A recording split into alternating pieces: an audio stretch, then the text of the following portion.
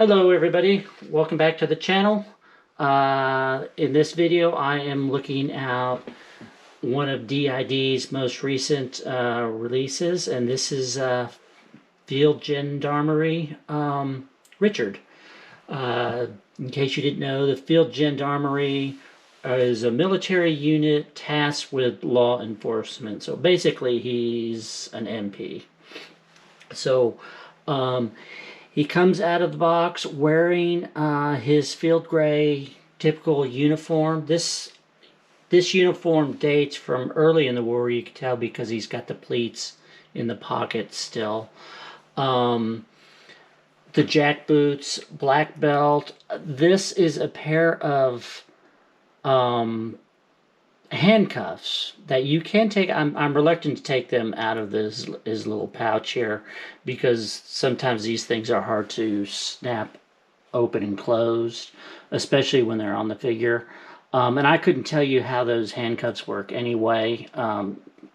But anyway, that's what that is. He's got a magazine pouch for his machine gun, a black leather map case that slips on his belt. And in the back, he's got the ubiquitous bread bag, water canteen, and then a gas mask with gas mask pouch. Three things he doesn't have that was typical for the soldiers. He doesn't have the mess kit, and he doesn't have the entrenching tool and the bayonet. But given his task, he wouldn't need those things. The other interesting thing about this guy is this piece right here. This is called a gorget. It is a holdover from medieval armor, and it is metal, pretty heavy. The one thing I'll say is I think the chain is a little bit too long, because the pictures I've seen, they're usually somewhere up here. And it's a fairly heavy piece, given its size. But anyway, this was once a very common piece of uniform in European armies up through the 1700s to note rank. But then it kind of fell out of use. The Germans did use it, as you can see here, during World War II to denote their military police.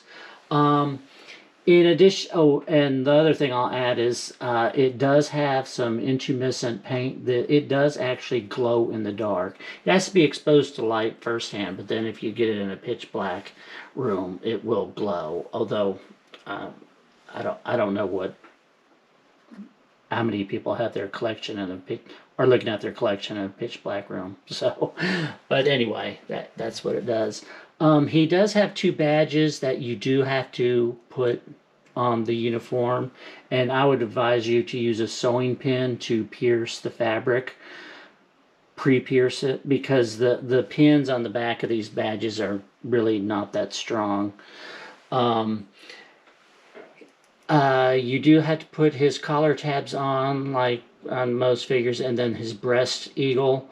He is naked underneath his uniform. In most of the recent figures I've gotten, they've had a shirt on underneath his uniform, so you can see the sleeves sticking out at the bottom. This guy doesn't have anything underneath, and his uniform had a really bad wrinkle that went right through the middle of his breast eagle. So the breast eagle, I was having trouble getting it to lay flat and stay on.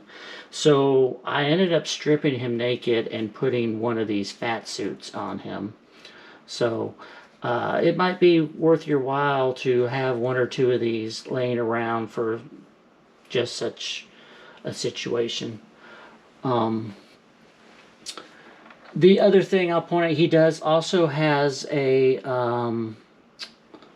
whistle that you have to attach to his button there, and then it's draped into his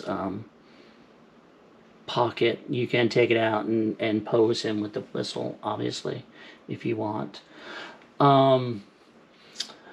let's see. The other thing I'd add, oh, his helmet. He's got your typical stall helmet. It does not. It comes with the decals. You have to apply those yourself. If you are not very good at that, or you don't, it's been a long time since I've dealt with decals, since I was a kid putting together plastic models. So I actually had to go online and figure out, okay, how do you do this again?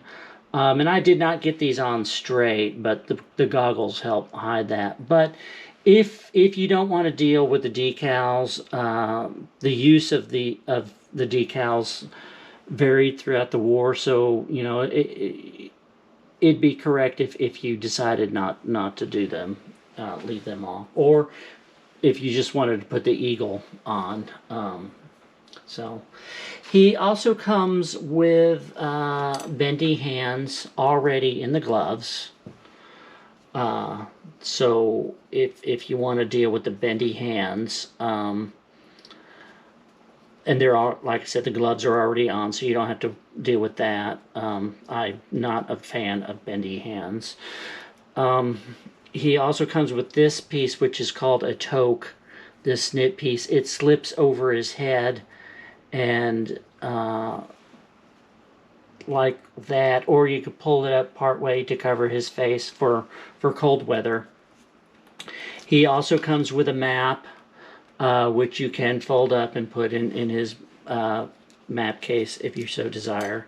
He also comes with this light, which I turned around. It is a working light. It does have a battery inside it,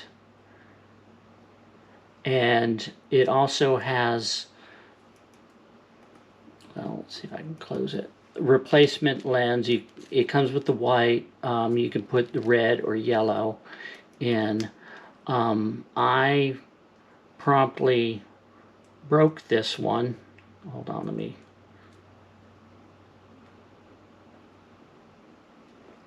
get that lens in there correctly.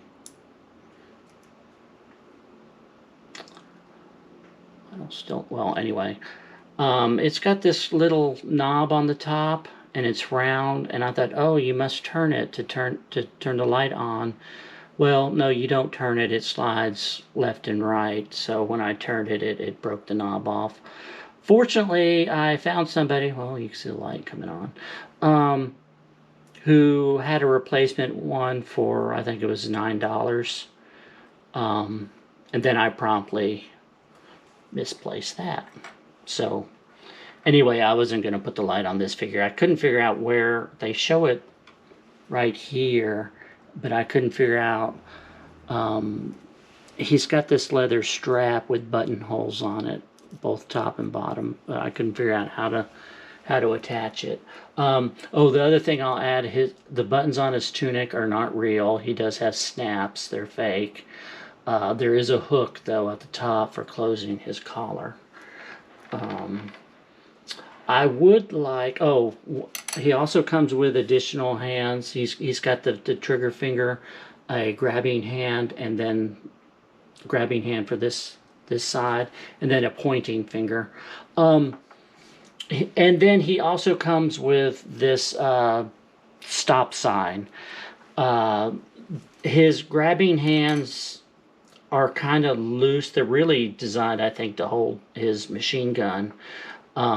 So it doesn't hold the stop sign very tight. The way I figured around it, that this loop string on the bottom of the stop sign, if you loop it around the bottom of his hand and then stick the pole up in it, that works.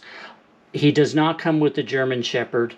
There is a separate diorama you can get for this figure that has signs, road signs, and the dog and its leash. I did not want the diorama, but I did find somebody, the company that sold the light, the replacement light, had the dog for a really good price by itself. So I managed to pick up the dog without having to get the whole diorama.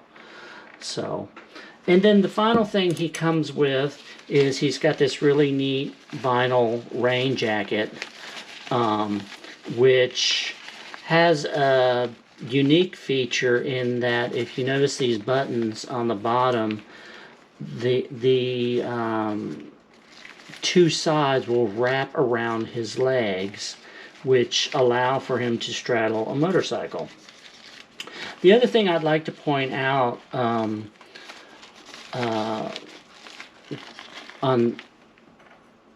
is his epaulets. The same on the gray or his rain jacket as on his tunic. The German army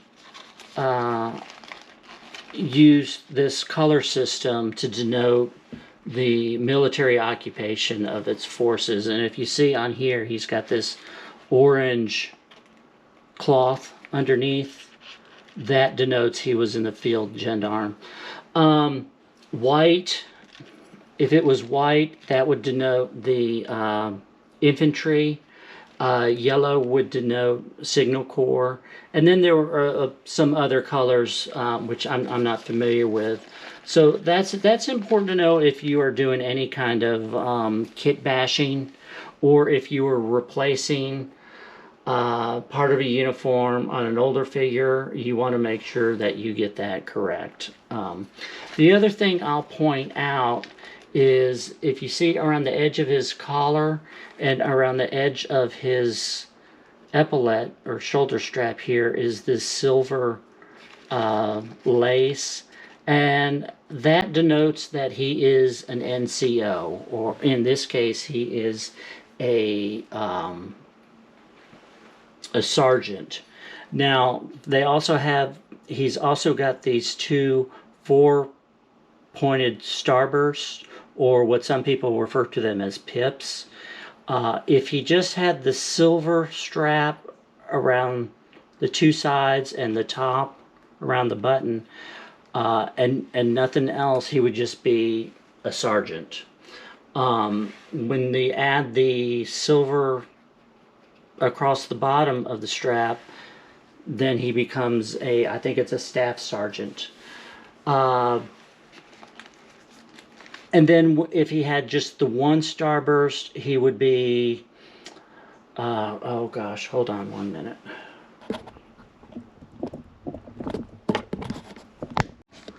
Sorry about that. I forgot my cheat sheet for all these ranks, sergeant's ranks. So like I said, if he didn't have any of these pips, he would be a staff sergeant. If he had just one pip, he's a technical sergeant.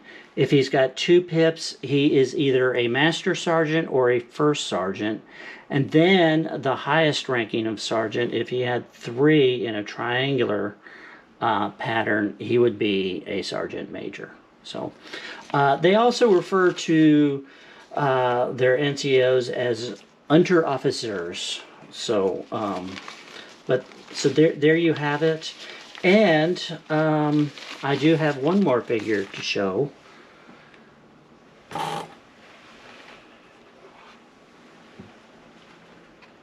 So this is what he looks like in his raincoat. And then the bottoms are wrapped around his legs and buttoned so he can straddle a motorcycle. Unfortunately, we do not have a motorcycle. And then here is his light. Let's see if I could turn it on. There you go. I did try to put the toque on him, but because I thought, okay, I'll cover up part of his face so I won't have two guys yelling. But it was, his uniform was too tight for it. On the plus side, if he was wearing the toque, he'd probably be wearing the gloves, and trying to pose him with the bendy hands is a nightmare. So, plus side, I didn't have to deal with that. So there you have it. MP Richard, angry guy. Nice addition to the German troops. Hope you enjoyed it. Love to read your comments below. And thanks for stopping by.